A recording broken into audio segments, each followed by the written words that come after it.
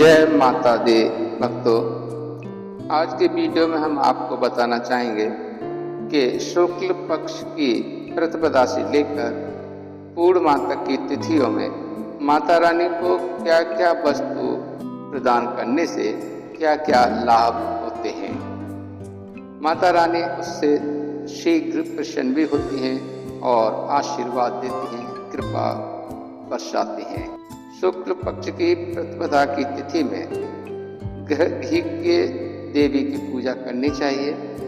ब्राह्मण को घी का दान करना चाहिए और ऐसा करने वाला व्यक्ति हमेशा निरोग रहता है और घी का ही हवन करना चाहिए।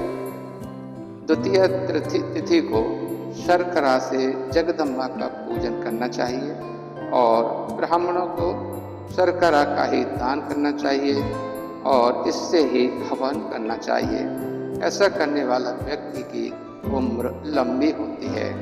तृतीय तिथि को भगवती के पूजन कर्म में दूध का प्रयोग करना चाहिए और श्रेष्ठ ब्राह्मणों को दूध का दान करना चाहिए। ऐसा करने से मनुष्य सभी प्रकार के दुखों से मुक्त हो जाता है।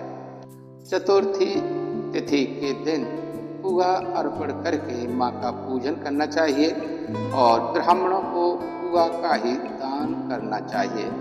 ऐसा करने से मनुष्य विघ्न बाधाओं से सुरक्षित रहता है। पंचमी तिथि को भगवती का पूजन करके उन्हें केला अर्पण करना चाहिए और ब्राह्मणों को केले का ही दान करना चाहिए। ऐसा करने से भक्त बहुत बुद्धिमान होता है। षष्ठी तिथि को भगवती के पूजन में शहद का प्रयोग करना चाहिए और ब्राह्मणों को शहद ही देना चाहिए। ऐसा करने से व्यक्ति दिव्य कांति वाला हो जाता है। इसी प्रकार सप्तमी तिथि को माँ भगवती को गुड़ का भोग लगाना चाहिए और ब्राह्मणों को गुड़ का ही दान करना चाहिए। ऐसा करने से सभी प्रकार के दुख शोक खत्म हो जाते हैं। अष्टमी को माता को नारियल का नैवेद्य अर्पित करना चाहिए और ब्राह्मणों को भी नारियल का दान करना चाहिए। ऐसा करने वाला भक्त सभी संतापों से रहित हो जाता है।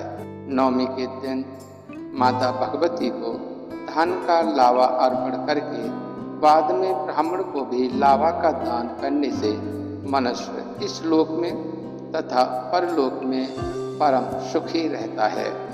इसी प्रकार दसवीं तिथि को माँ भगवती को काले तिल अर्पित करें और ब्राह्मण को उन्हीं तिलों का दान करने से मनुष्य यमलोक का भय प्राप्त नहीं होता। जो मनुष्य यानी जो भक्त एकादशी तिथि को भगवती को दही यानी दही अर्पित करता है और ब्राह्मणों को भी दही प्रदान करता है तो वह देवी का परम प्रिय हो जाता है।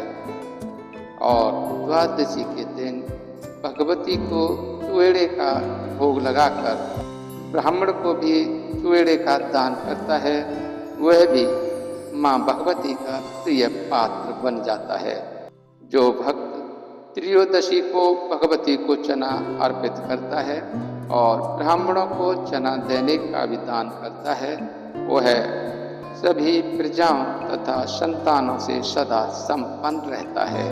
इसी प्रकार जो भक्त चतुर्दशी के दिन भगवती को सत्तू अर्पण करता है और ब्राह्मण को भी सत्तू प्रदान करता है तो वह भगवान शंकर का प्रिय हो जाता है। और भक्तगण पूर्णिमा तिथि को माँ भगवती को खीर का भोग लगाता है और श्रेष्ठ ब्राह्मण को खीर प्रदान करता है, वह अपने सभी पितरों का उद्धार कर देता है।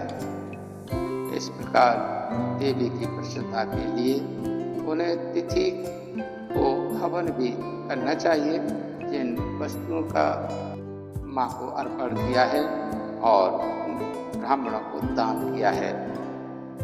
ऐसा करने से सारे कष्ट खत्म हो जाते हैं। माता रानी की कृपा बनी रहती है। आपने पूरा वीडियो देखा, इसके लिए आपको बहुत बहुत धन्यवाद। जय माता दी।